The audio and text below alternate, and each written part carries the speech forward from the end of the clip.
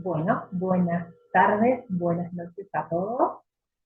Eh, un saludo muy especial a Juan Jorge y a esta obra, su primera como autor integral de los municipios a la unidad latinoamericana. Estoy muy honrada de haber sido convocada por vos, Juan Jorge, a hacer un comentario sobre tu libro, así que en principio te agradezco muchísimo tu confianza en mí, en lo que yo pueda aportar a esta actividad hermosa que es la presentación de tu libro en tu ciudad, en nuestra ciudad, seguramente como a mí. Eh, Te movilizará muchas cosas, estar presentando un libro en tu tierra, así que bueno, saludo esta actividad, saludo este libro y te saludo a vos y te agradezco por, por, por este encuentro a la distancia, pero por permitirme estar igual, aunque no sea de manera presencial, y por nuestra relación de respeto intelectual y humano. Eh, Mi idea para esta actividad y para compartir con todos los allí presentes es mencionar 4 razones por las cuales yo particularmente creo que es importante la lectura de los municipios a la unidad latinoamericana, apuntes sobre Silvio Frondizi y José Aricó, de Juan Jorge Barbero. La primera razón por la cual creo que este trabajo es valioso y merece ser leído es su rigurosidad. Juan Jorge ya nos tiene acostumbrados a su lectura profunda, rigurosa, metódica, y en este caso revisa, recupera y creo yo pone en valor el legado teórico de 2 pensadores sociales de Argentina, poco conocidos en la tradición de la sociología argentina, que son Silvio Frondizi y José Aricó. El recorrido que propone Juan Jorge por la obra de estos 2 pensadores incluye no solo los textos de Frondizi y Aricó, sino también sus influencias teóricas, es decir, los pensadores que Aricó y Frondizi han leído, cómo los han leído. Y no se olvida nunca, por supuesto, no podría ser de otra manera, del contexto histórico en el que cada una de las ideas que recupera Juan Jorge en el libro fueron concebidas. Eh, es valiosa la lectura de este libro porque Juan Jorge hace dialogar a Silvio Frondizi y a José Aricó con los autores, con algunos de los autores clásicos de la tradición del pensamiento social, como son Antonio Gramsci, Pierre Bourdieu, eh, y con Emilio Durkheim, y con pensadores de la teoría política clásica como Rousseau, Locke y demás.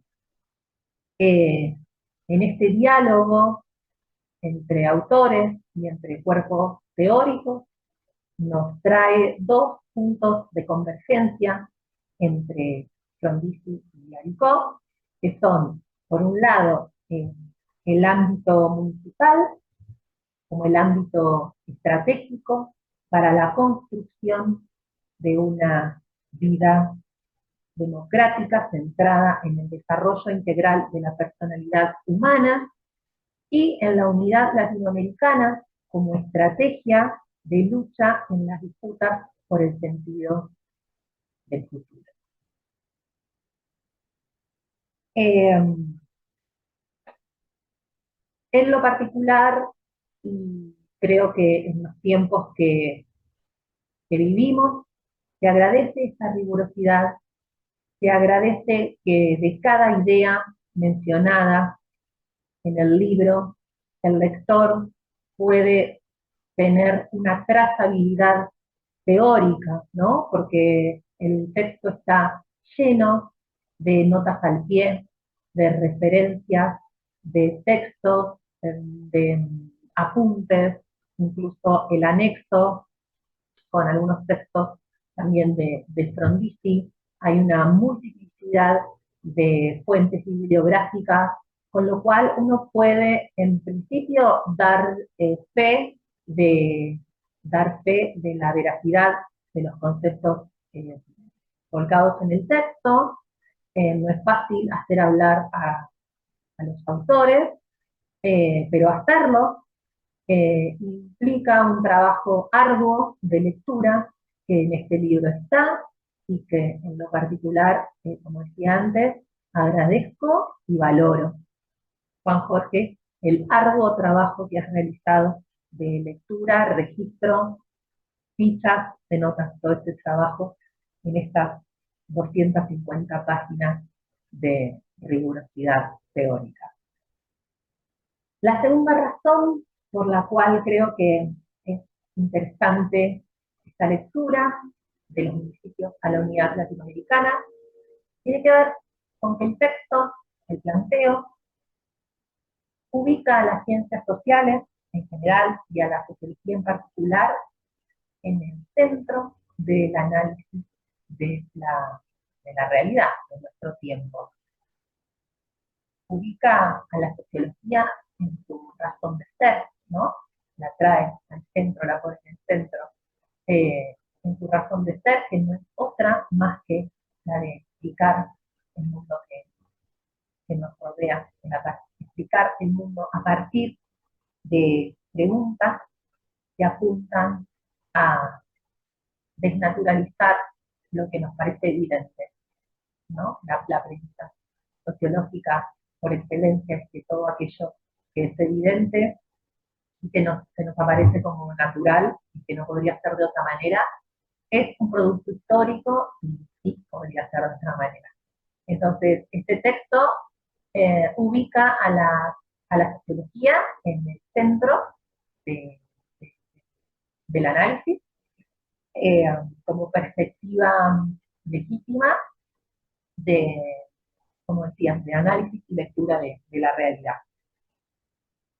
Para desnaturalizar y para desentrañar los mecanismos del orden social a partir de preguntas eh, puramente sociológicas, como pueden ser cuál es la estructura de la sociedad argentina, cuál es el lugar que la sociedad argentina tiene en el devenir del mundo, ¿no? En la historia del mundo, eh, cuáles son los componentes de la sociedad argentina y cómo se vinculan entre sí, qué tipo de hombres y mujeres prevalecen en nuestra sociedad y cuáles eh, prevalecerán.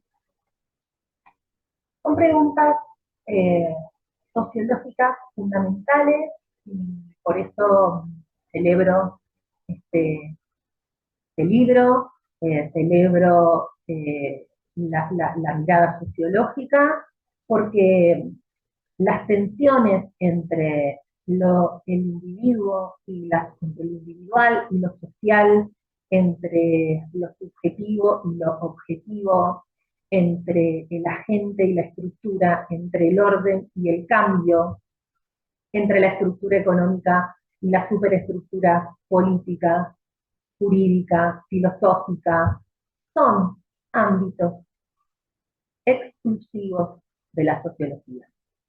Y como son exclusivos de la sociología, no lo son de otras ciencias, ¿no? En la definición de una ciencia la definición de una ciencia incluye la delimitación del objeto de estudio. y ese es el objeto de estudio de la sociología. Y en ese sentido, nunca está de más, nunca es en vano recordar el carácter científico de nuestra disciplina, eh, su altura teórica y su saber eh, experto, su expertise, ¿no? Porque todos vivimos en la sociedad y todos podemos hablar de la sociedad, pero científicamente solamente la sociología puede hablar de la sociedad, puede responder a la pregunta por el orden social. Eh, Ligado con esto, la, la tercera razón por la cual creo que este libro es de lectura necesaria tiene que ver con su pertinencia. Es ante todo un libro pertinente eh, en nuestro tiempo histórico, en este año en particular, es un año electoral, eh, es, se cumplen 40 años de gobiernos, 40 años de continuidad de gobiernos argentinos elegidos de manera democrática, por el voto, y es impresionante encontrar en el texto citas de Frondizi, de Bourdieu, de Aricó, de Gramsci, de Mariátegui, citas con una tremenda actualidad. En ese sentido, la lectura interpela, produce preguntas, desafía ideas previas y promueve un diálogo con los autores, del lector con los autores, de los autores entre sí, del autor con los autores, perdón, sí, bien digo, del autor, de Juan Jorge, con los autores, que analiza Frondizi y Aricó, de estos con sus influencias, produce un diálogo eh, que, bueno, que interpela, que cuestiona en tiempos de irrespectividad, es un ejercicio siempre valioso, el de preguntarse y repreguntarse, cuestionarse a uno mismo y a otros, ¿no? Eh, Cuando hablaba de la pertinencia de este texto, hacía referencia también a la pregunta que se hace Gramsci respecto a cómo se logra una vida democrática con el individualismo como pauta de comportamiento. El Estado moderno es un Estado liberal basado en, en, en el ideario liberal y en el respeto a los derechos individuales del hombre. Estos, los derechos individuales del hombre.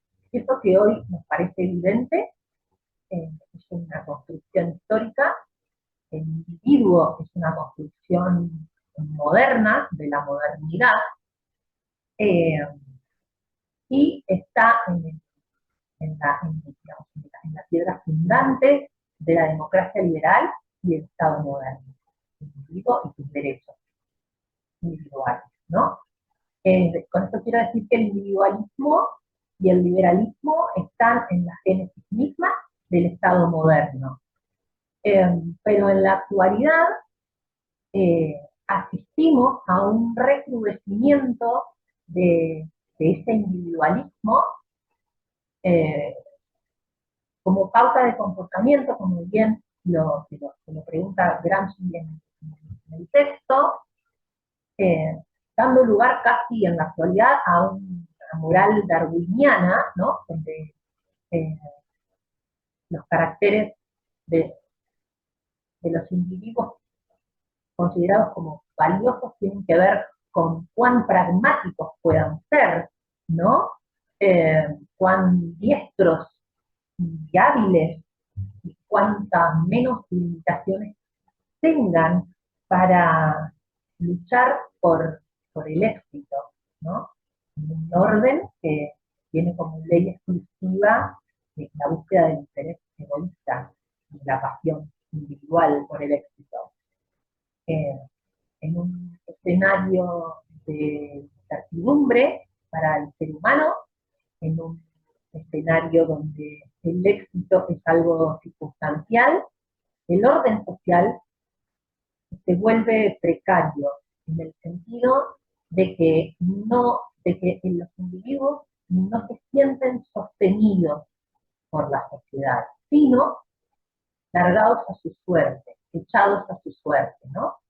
Eh, y en este contexto, en este escenario, la salida siempre es individual, ¿no? El mejor derrotero posible es una salida individual hacia el éxito. Eh, y eso hace que los, las personas, los individuos, manifiesten desconfianza, descreimiento y escepticismo contra todo lo que tenga que ver, frente a todo lo que tenga que ver con causas de bien social, ¿no? Frente a la idea de una sociedad más justa, eh, frente a la idea del bien común. Y en este sentido, quisiera recuperar una cita de Frondizi, que ustedes van a poder encontrar en la página número 50 del libro, y que dice, eh, para Frondizi, la mayor gloria del liberalismo ha sido la de impulsar la libertad en todos los aspectos de la actividad humana y la de coadyuvar en la dimensión social al desarrollo de la democracia, propiciando el traslado de los fundamentos de la sociedad del ámbito del nacimiento al de la capacidad e iniciativa individual. Pero junto a estas virtudes, en determinado momento comienzan a presentarse las miserias del sistema, derivadas, ellas, extraña paradoja, de la misma libertad. Pero en este caso, en el terreno económico, dejad hacer, dejad pasar. He aquí el lema del liberalismo, el que nosotros interpretamos, tal vez que quien pueda, porque la libertad en el terreno económico importa la lucha del hombre contra el hombre. El hombre es el lobo del hombre. Basta recordar para demostrarlo el desarrollo dado a las relaciones contractuales, olvidando que la disparidad de fuerzas transforma en un mito la libertad de contrato. La libertad así entendida y así fue practicada importa la negación de la solidaridad humana. En esta forma, el exceso de libertad viene a negar la propia libertad, resultando que por un lado se proclaman los derechos naturales del hombre y por el otro se niega el derecho fundamental, el derecho a la vida. Frondizi nos marca en esta cita, en el siglo pasado, ya alertaba sobre esta cuestión de la capacidad e iniciativas individuales, ¿no? Ya, quiero decir, en la génesis del Estado moderno está esta cuestión, ¿no? El individuo, sus capacidades y sus destrezas.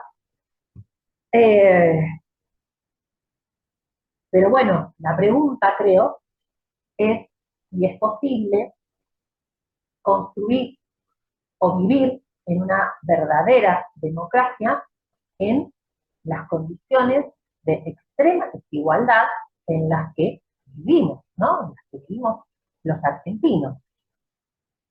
¿Es posible la democracia en la desigualdad? El fundamento de la democracia es la solidaridad entendida como la necesariedad de los seres humanos entre sí, entre los miembros de una sociedad, entre sí, como la unión entre los miembros de una sociedad. Mientras que los valores esenciales que inspira el liberalismo no se orientan hacia la comunidad, sino hacia el egoísmo individual. Y esta contradicción, ¿no? Podría ser una contradicción, este individualismo descarnado como pautas de comportamiento, esta moral darwiniana, esta idea de que me tengo que asegurar vivir lo mejor posible en esta sociedad y me lo tengo que asegurar solo. Ese aislamiento del individuo respecto de los otros miembros de la sociedad dificultan lógicamente actuar en comunidad, ¿no? Y en el texto aparece una pregunta que me parece muy valiosa y que tiene que ver con qué significa votar. Dice el texto, la pregunta que nunca vamos a escuchar hacerse a ningún filósofo político. ¿Qué significa votar? Juan Jorge recupera una idea de Pierre Bourdieu de separar solo analíticamente, con fines analíticos, separar el voto de las condiciones sociales de producción de ese voto. Es decir, la expresión de una voluntad y las condiciones de existencia del grupo que produce esta expresión de voluntad.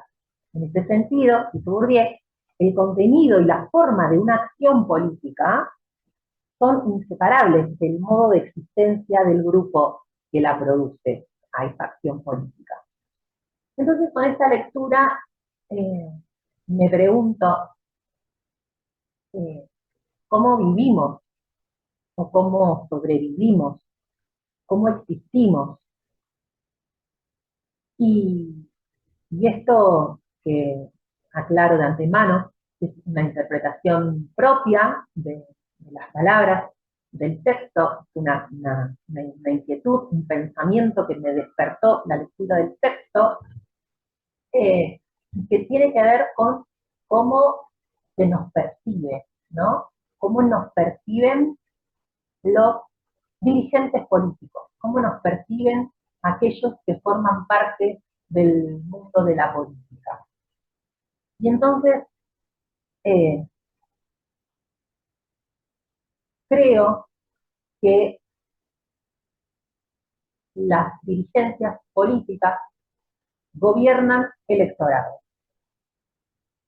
A ver, marco la diferencia, ¿no? El electorado es, se valora, digamos, de uno en uno, ¿no? Es una sumatoria de voluntades individuales. Los votos se cuentan uno a uno. Marca el número de votos, marca si accedo o no a un puesto de poder, a una posición de poder político. Pero la sociedad no es el uno más uno más uno. La sociedad es más que la suma de las partes. Y es la sociedad la que sostiene al individuo, no el electorado. Y esto yo creo que a mí me resulta una idea fundamental, ¿no? En este año electoral, digo, eh, en la diferencia entre el electorado y la sociedad, ¿no? Que no se gobierna electorado, se gobierna sociedad. Eh, Luego vamos a ver el impacto que tiene el hecho de no construir comunidad, de no construir solidaridad, de no construir tejido social para el derrotero de sus miembros, ¿no? Eh,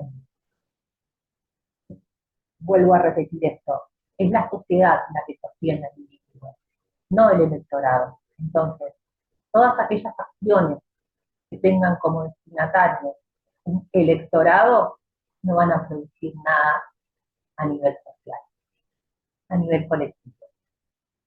Por otro lado, y hablando de cómo vivimos y de cómo existimos, para tratar de entender un poco las, las expresiones de las voluntades en este año electoral y en esta cuestión del voto, Bourdieu hace mención, Juan Jorge lo recupera en el texto, Bourdieu hace mención a que las tecnologías sociales que sirvieron o que surgieron como para asegurar la comunicación entre los dirigentes y sus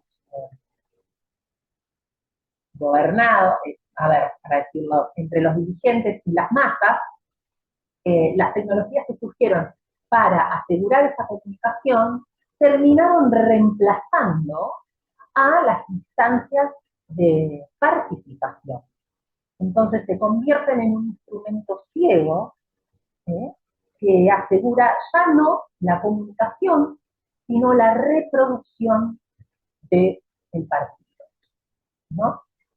Y entonces asistimos a un marketing disfrazado de política, en la medida en que las técnicas sociales como el sondeo, la encuesta, el focus group, eh, en la medida en que esas instancias que sirven para detectar una demanda del electorado, vuelvo a repetir, eh, son, reemplazan a la instancia de la participación o de la política misma. Entonces asistimos a marketing disfrazado de política. Dice Bourdieu, los dirigentes son designados por televisión, están rodeados de tecnócratas que están divorciados de la realidad y de los problemas que, en palabras de Gramsci, tienen los simples, es decir, los ciudadanos de a pie, y inmersos en una lógica en la que la política se termina basando no en una voluntad colectiva, genuina y construida de manera participativa, sino en función de resultados de técnicas, de simples técnicas, de simples técnicas sociales, de simples tecnologías, de simples herramientas de recolección de datos. Entonces encontramos que los mensajes que son enviados a la sociedad son mensajes enviados al electorado y que tienen que ver con lo que mide y lo que no mide, con la imagen positiva y la imagen negativa, con lo que es tendencia en Twitter y con la polémica de algún, no sé, de algún programa de televisión o algún programa de radio o de alguna red social. Y entonces terminamos asistiendo a el despliegue de la parafernalia del marketing más que de la política. Un trazado de política, a lo que asistimos es al despliegue del marketing. Y con esto llego a la cuarta razón de por qué creo que este libro es valioso. Porque es un libro incómodo. Porque la sociología es una ciencia que incomoda, porque, porque, digamos, porque desentraña y porque devela los mecanismos del poder. Esa es su función, entonces, lógicamente, es una ciencia que incomoda. Y Juan Jorge, como sociólogo, no elude la incomodidad de esta pregunta, ¿no? De qué significa votar y de cómo es el vínculo, y es que existe tal vínculo entre la sociedad y los dirigentes políticos. No esquiva esa incomodidad, todo lo contrario, la atraviesa, la desmenuza y propone una respuesta. La lectura del libro a mí me disparó algunas preguntas propias y otras que rescaté del texto y que quiero compartir con ustedes. A la luz de todo lo que vengo mencionando, creo que cabe preguntarnos y en nuestra democracia el poder lo tiene el pueblo, ¿no? ¿Cuántas veces nos sentimos partícipes del Estado y cuántas veces nos sentimos súbditos del Estado? Cabe preguntarse si la voluntad general, como se suele llamar a, a los resultados de las elecciones, ¿no? La voluntad general, es realmente una construcción colectiva.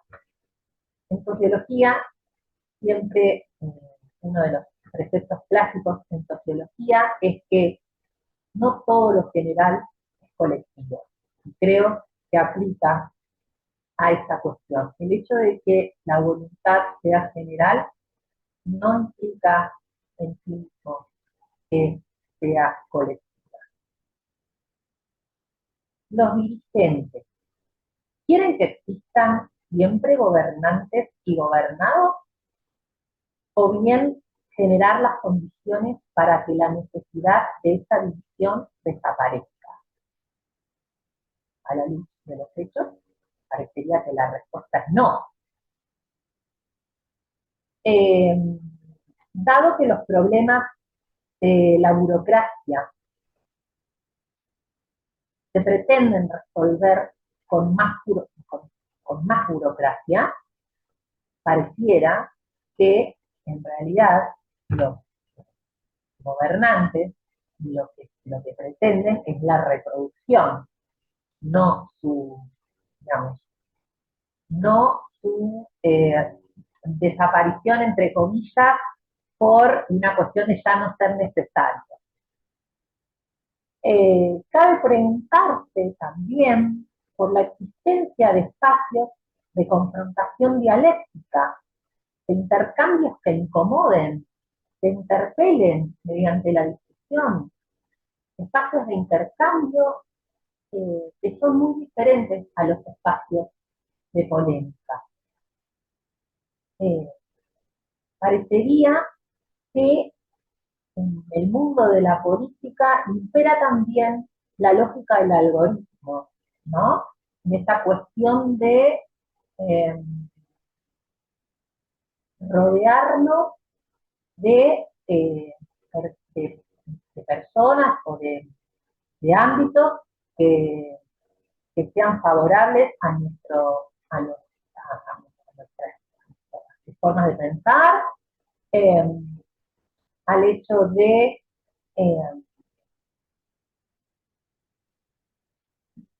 fraguar espacios de falsa participación, ¿no?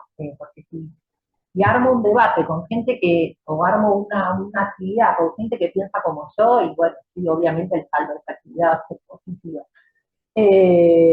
Digo, cabe preguntarse por la existencia de espacios de confrontación dialéctica, y eso no tiene que ver con el enfrentamiento, sí tiene que ver con el intercambio, tiene que ver con el debate, para salir un poco de esta lógica de polémica, ¿no? Porque en la polémica siempre hay uno que gana y otro que pierde, ¿no? Como va a salir triunfante aquel que pueda sonar más categórico, el que pueda resumirlo mejor, el que pueda tirar la idea más rimbombante, el que se ha levantado por los medios de comunicación y las redes sociales.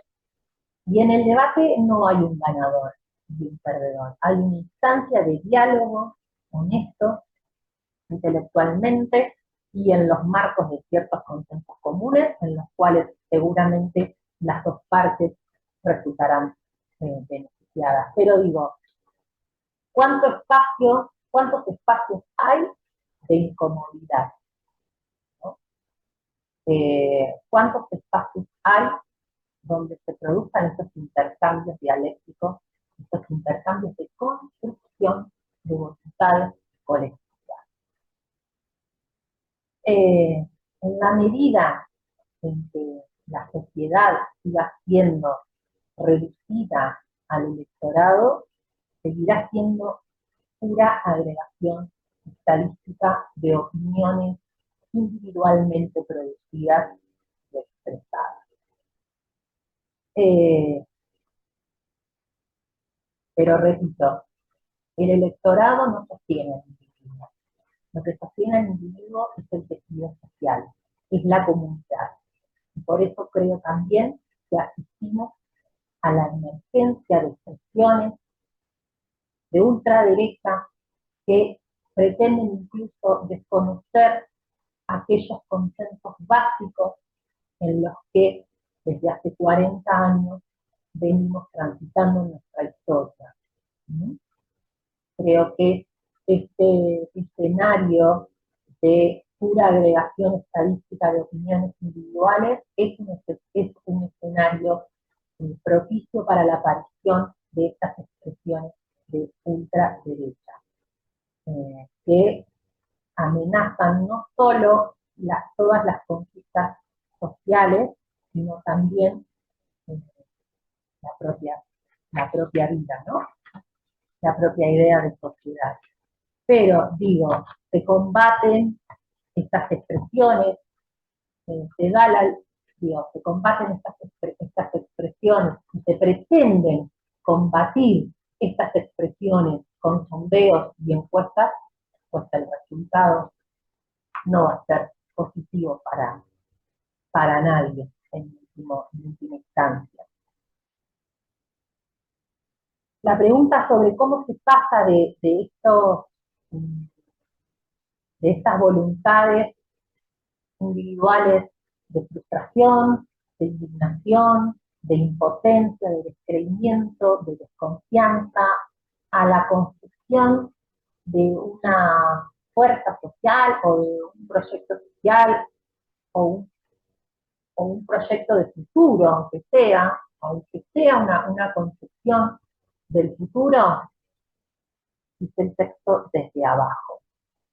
Los proyectos políticos se construyen en la sociedad y devienen Estado. Al revés, es una ficción. La democracia, Juan Jorge y comparto, se construye desde abajo, no se impone desde arriba. Y una última cuestión que viene a cuento de todo lo que les vengo compartiendo, tiene que ver con la función del intelectual. Hay también en un apartado del texto, Juan Jorge recupera un planteo, un llamamiento que hace Pierre Bourdieu en otro momento histórico, para otro país, hace un llamamiento que creo que resulta pertinente que nos lo hagamos nosotros también. Y él se pregunta dónde están los cientistas sociales, ¿no?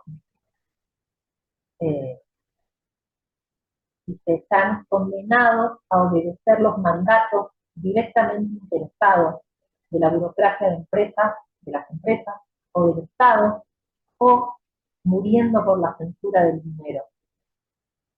Y entonces hace un llamamiento a, a los cientistas sociales. Y en este sentido, decir algo más. Eh, Estamos en una época donde a los cientistas sociales se nos demandan soluciones, ¿no? Como una idea de solucionismo. Y entonces el saber específico de una ciencia tiene que ser útil, tiene que brindar alguna solución. Y en este escenario termina sucediendo que el saber termina perdiendo un poco la atribución de hacernos mejores como personas, pero sobre todo como, como sociedad. Eh, entonces, hay un llamamiento a los intelectuales, hay un llamamiento a que no sean autómatas objetivistas, es decir, que los cientistas sociales, los científicos, no estén refinando los artilugios del marketing político o económico, y que no sean autómatas objetivistas y que tampoco sean voluntaristas activistas, sino que ejerciten el utopismo reflexivo. Y Frondizi, y con esto finalizo, en la página 60 lo plantea muy claramente cuando dice: creemos que el intelectual tiene ante sí una inmensa y noble tarea que cumplir. Para ello debe entender el elevado papel que puede desempeñar en estos momentos, ya sea desde los puestos directivos políticos o intelectuales o desde los más modestos, pero no menos eficientes, de educador de las masas. Tarea realmente noble, porque tiende a elevarlas a la vida de la cultura. En este sentido, y para cerrar, decirte, Juan Jorge, que desde mi humilde punto de vista, considero que has cumplido la función del intelectual, eh, porque has hecho un ejercicio razonado, elaborado científicamente, metódico, riguroso, y has arriesgado, has hecho una apuesta al futuro, has hecho una pregunta incómoda y has dado una respuesta posible. Eh, entonces creo que es valioso tu trabajo, creo que hay una lectura del futuro, que es algo que a veces parecería que solamente es ámbito del capitalismo, ¿no? A veces parecería como que solo el capitalismo puede soñar eh, el futuro, ¿no? Y como que para el resto queda solamente eh, la resignación por un horizonte apocalíptico. Y vos haces una apuesta hacia el futuro. Haces un ejercicio de disputa por el sentido del mundo que viene, y esto es lo que saludo, valoro y agradezco de tu trabajo. Muchas gracias a todos por su atención. Gracias, Juan Jorge, nuevamente por esta oportunidad, y ojalá nos veamos muy pronto.